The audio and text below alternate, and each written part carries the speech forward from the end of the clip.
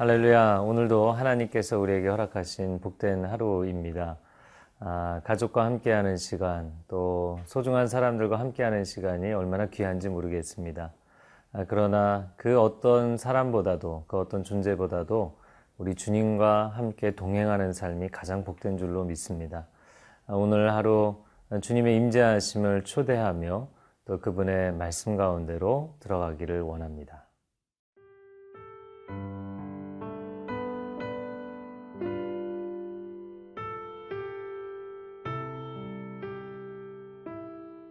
마태복음 14장 22절에서 36절 말씀입니다.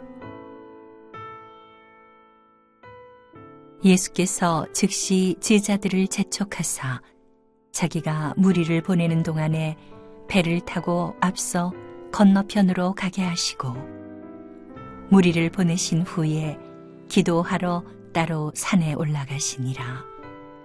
저물매 거기 혼자 계시더니 배가 이미 육지에서 수울이나 떠나서 바람이 거스름으로 물결로 말미암아 고난을 당하더라.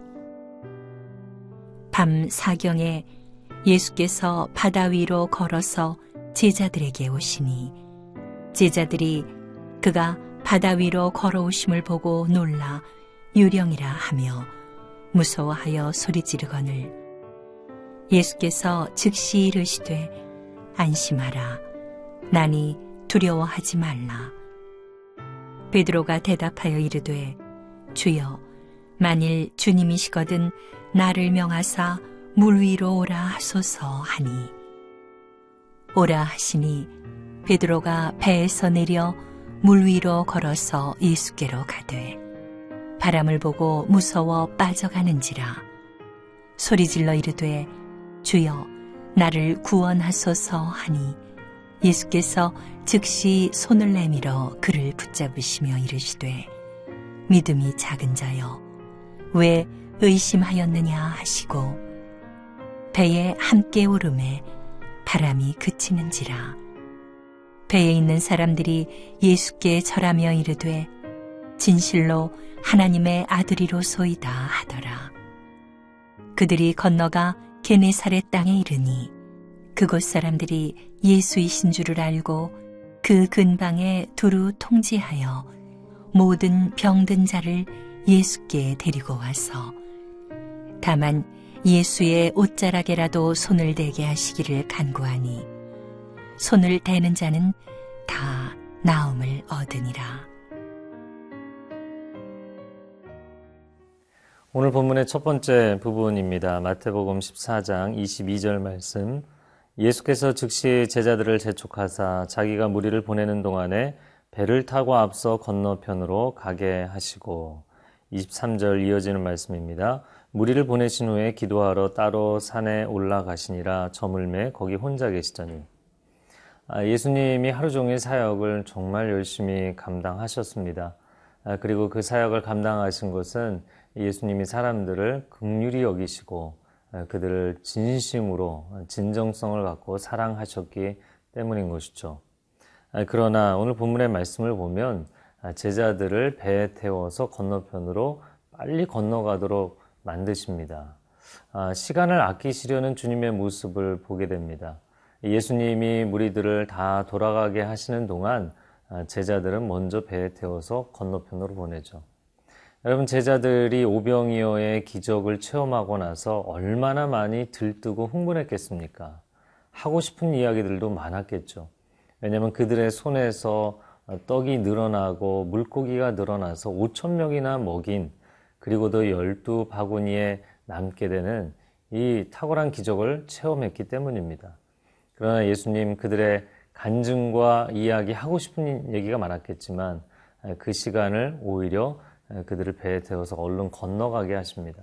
그럼 왜 주님이 이렇게 급하게 서두르셨을까요? 그것은 23절에 나오는 것이죠. 무리를 다 보내시고 제자들도 배에 태우시고 예수님은 기도하러 따로 산에 올라가셨다. 어제 본문에서 본 것처럼 예수님이 사실 한적한 곳에 홀로 하나님과 머무는 시간을 갖고 싶으셨지만 사람들이 찾아오니까 그들을 불쌍히 여기셔서 맞아주셨던 것이죠. 내가 기도해야 되니까 여러분 저를 가만히 두십시오 라고 얘기하지는 않으셨습니다. 긍휼한 마음으로 그들을 대해주시고 사랑해주시고 축복해주셨습니다. 그러면 예수님이 기도하는 시간을 포기하셨는가? 포기하지 않으셨죠. 밤늦은 시간이지만 그 시간에도 홀로 산에 올라가서 하나님과 독대하는 이 기도의 시간, 임재의 시간을 가지시는 예수님을 보게 됩니다. 우리는 종종 그렇게 이야기를 합니다. 너무 바빠서 기도할 시간이 없다. 정말 여러분 바빠서 기도할 시간이 없는 것일까요? 빌 하이베이스 목사님은 윌로크리 교회 담임 목회를 하면서 이런 책을 썼습니다. 너무 바빠서 기도합니다. 내가 분주하게 할 일들이 많기 때문에 그만큼 내가 하나님 앞에 더 기도하지 않고는 이 일을 감당할 수 없습니다. 이 기도의 우선순위를 보여주는 것이죠. 예수님도 마찬가지입니다. 그에게 찾아온 사람들을 긍휼히 여기셨지만 그러나 기도의 우선순위를 잊지 않고 계셨던 것이죠. 거리의 아이들이라는 책이 있습니다. 제가 읽은 책 중에 정말 감동적으로 본 몇 권의 책 중에 한 권입니다. 한 시골의 목회자가 미국의 시골 지역에 사는 한 목회자가 사실 그 교회 목회 사역이 그렇게 바쁜 일이 많은 것도 아닙니다. 여유롭게 목회를 하고 또 주중에는 낮에 사무실에 갔다가 저녁에 돌아와서 식사를 한 뒤에는 저녁 늦게까지 TV를 보는 시간들을 가졌죠. 미국 사람이 하루에 평균 5시간 TV 시청을 한다고 하죠. 그러니까 이 목사님도 몇 시간 정도 여유 있게 TV를 보신 것 같습니다. 근데 어느 날 마음에 성령의 감동하심이 있어서 내가 이 시간을 좀 의미 있게 보내고 싶다. 그래서 그 시간을 줄여서 기도와 말씀으로 주님을 대면하게 되죠.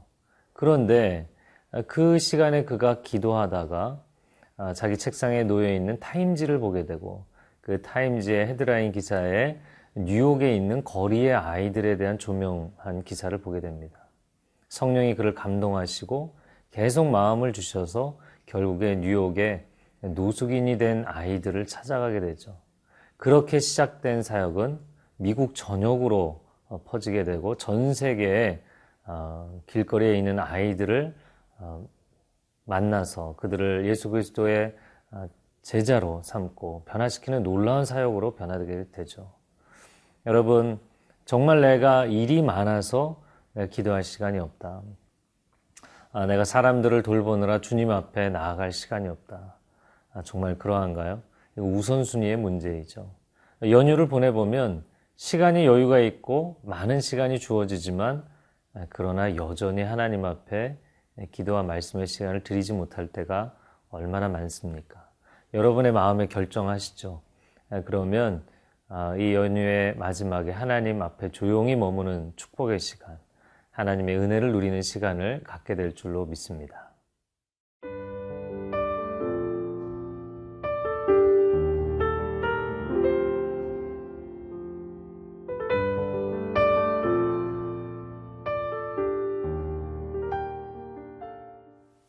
오늘 본문의 두 번째 부분입니다. 28절 말씀에 베드로가 대답하여 이르되 주여 만일 주님이시거든 나를 명하사 물 위로 오라 하소서 하니 29절에 오라 하시니 베드로가 배에서 내려 물 위로 걸어서 예수께로 가되 30절 바람을 보고 무서워 빠져가는지라 소리질러 이르되 주여 나를 구원하소서 하니 31절 예수께서 즉시 손을 내밀어 그를 붙잡으시며 이르시되 믿음이 작은 자여 왜 의심하였느냐 하시고 베드로는 물 위를 걸어오시는 주님을 보고 너무나 놀랬지만 그러나 그 주님이 물 위를 걷는 것이 신기하기만 했습니다.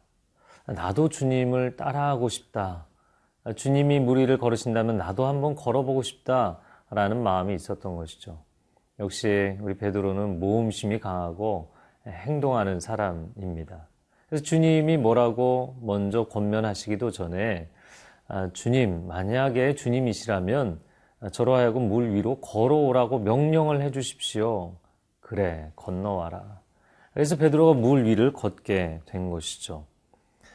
예수님이 물 위를 걸으셨던 것처럼 베드로도 물 위를 걷게 됩니다. 저는 이 장면이 참 놀랍습니다. 여러분 생각해 보십시오. 물이 어떤 특성을 갖고 있는지는 베드로가 가장 잘 아는 사람입니다. 그는 베테랑 어부입니다. 갈릴리에서 태어나서 그곳에서 한평생을 지낸 사람입니다.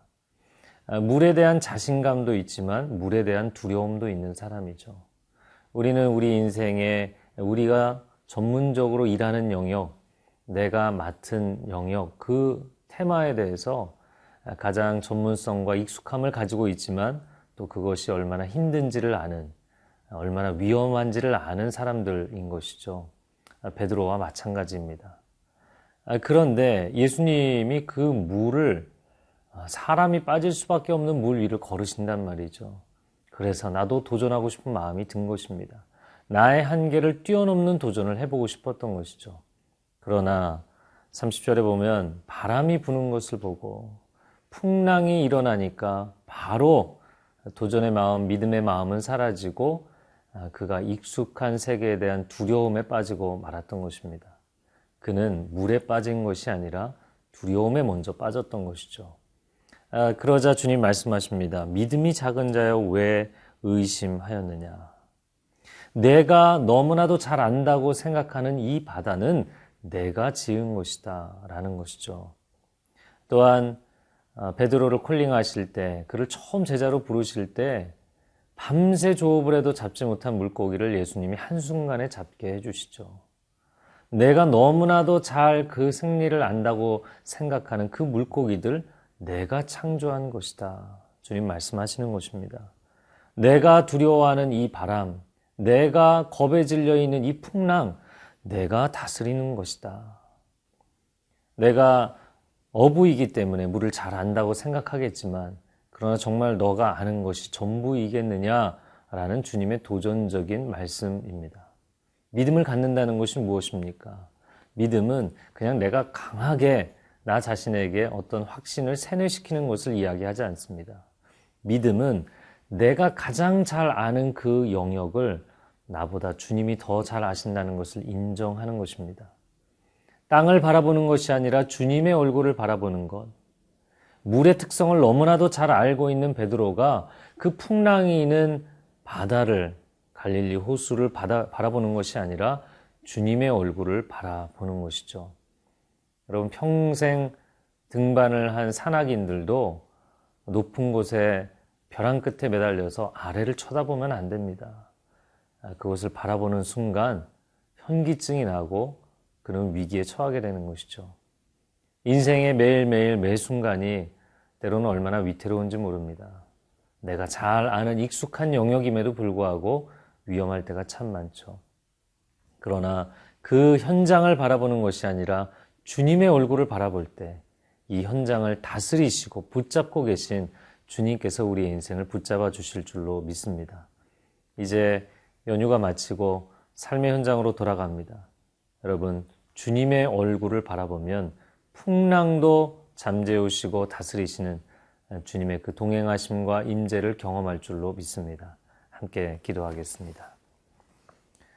사랑하시는 주님, 우리의 가운데 동행하시고 임재하셔서 우리가 너무나도 잘 안다고 생각하기 때문에 오히려 역으로 두려움에 빠질 수밖에 없는 이 삶의 현장, 우리의 가정과 우리의 일터, 주님이 임하시면 우리를 모든 두려움에서 자유케 하실 줄로 믿습니다. 그 두려움의 바닷속에서 우리를 건져주실 줄로 믿습니다. 그렇게 주님의 임재하심을 사모하오니 우리와 함께하여 주옵소서. 예수 그리스도의 이름으로 기도합니다. 아멘.